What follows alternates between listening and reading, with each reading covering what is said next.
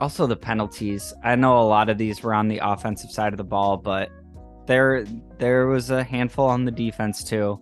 And that's some shit that's got to get cleaned up.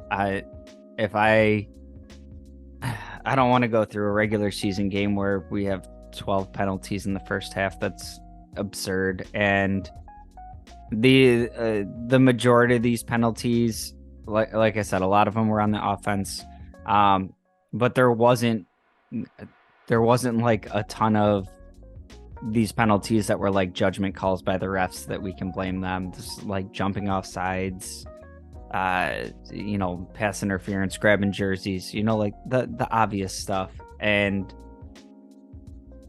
I would at least like to be able to, if we're gonna take that many penalties, be able to convince myself that the refs were out to get us. That was 100% blasting ourselves in the foot over and over again today.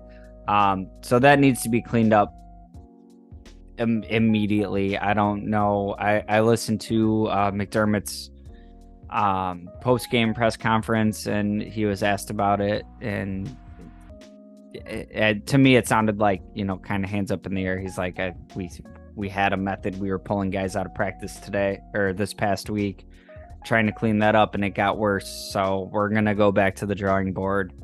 And this isn't an issue that's been uncommon under McDermott. He's, for as much as he's a discipline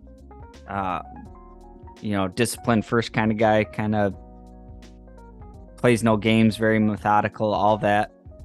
He's had heavily penalized teams. So I don't know that I have an immense amount of faith in that getting cleaned up, but it will be something I talk about until it does, if it ever does.